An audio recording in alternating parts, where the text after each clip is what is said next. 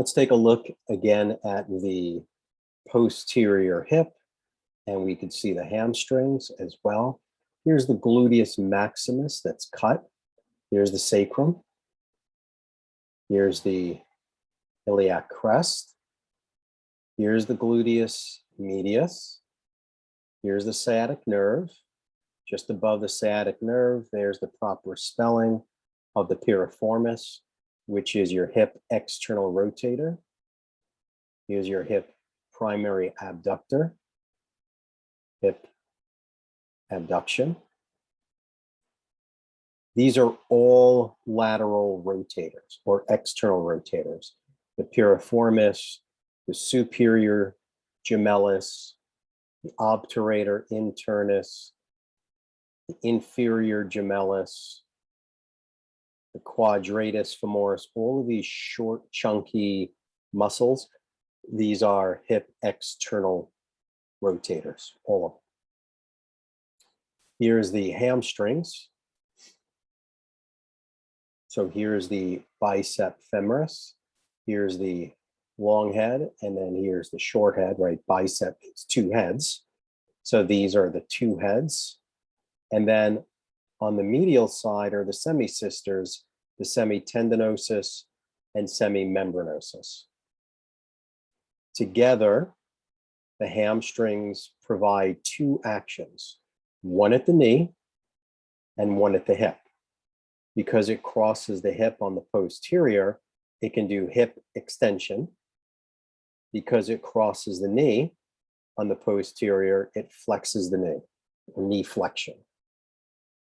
So the hamstrings proximally can extend the hip or do hip extension. At the knee, it does knee flexion. The hamstrings originate on that ischial tuberosity.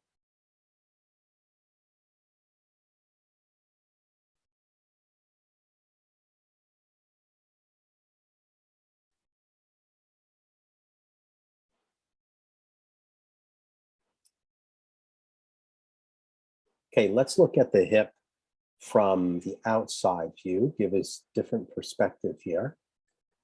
So here's anterior, here's posterior, so there's the gluteus maximus. Here's the gluteus medius, primary hip extension, primary hip abductor.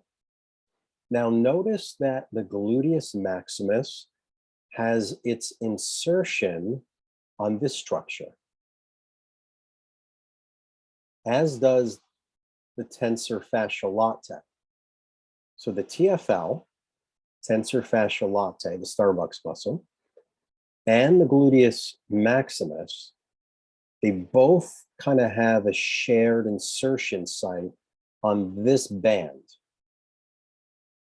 This band is called the iliotibial band. Iliotibial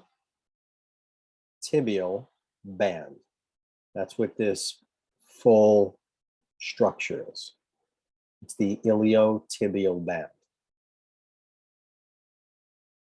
So both gluteus maximus and the tensor fasciae latae share that common insertion site, the iliotibial band. Sometimes they call it the ITB or iliotibial tract. They're synonymous. Iliotibial tract or iliotibial band.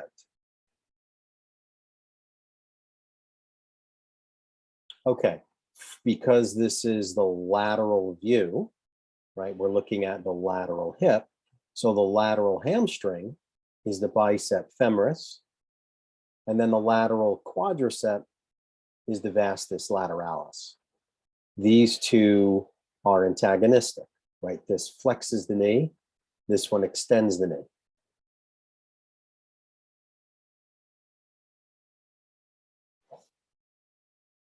When we look at the lower leg, it's a nice view because it shows the posterior leg muscles, and then it shows the lateral leg muscles, and the anterior compartment, you can see a little bit because it's going to the top of the foot, but these posterior muscles, the gastrocnemius and the soleus, these are ankle plantar flexors.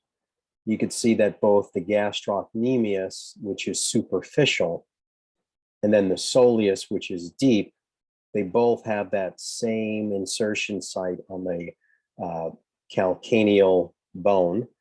And that insertion is the Achilles tendon, right? The Achilles tendon attaches to the calcaneal bone. On the lateral leg, they're called peroneus muscles, peroneus longus and peroneus brevis. Sometimes they're called fibularis longus and fibularis brevis. They're interchangeable terms. Peroneus longus, peroneus brevis. These are the lateral leg muscles.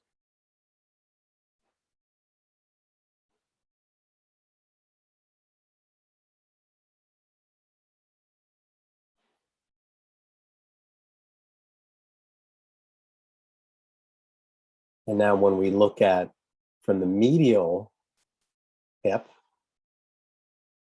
on the medial hip, we can see the adductor longus, gracilis, and adductor magnus. These are all the inner thigh compartment muscles. These are hip adductors. They can pull the thigh in, hip adduction. Here's the sartorius. Here's the gracilis. And here's the semitendinosus. So if you look at these, it actually forms three tendons, right? So here's sartorius, that's one. Here's gracilis, here's the second tendon, two. And then here's the semitendinosus back here. This is your third tendon. So this region where 1, 2, 3 tendons come together, they call it the pes anserine, which is the goosefoot. And it's the sartorius, the gracilis, and the semitendinosus, where they all kind of blend in, just medial to that tibial tubercle. And they have a common insertion site called the pes anserine right here. It looks like a goose foot, the web of it. And again, there's your gastrocnemius and soleus, two of the posterior calf muscles. They are ankle plantar flexors. Anything in the front will dorsiflex the foot. Anything in the back will plantar flex the foot.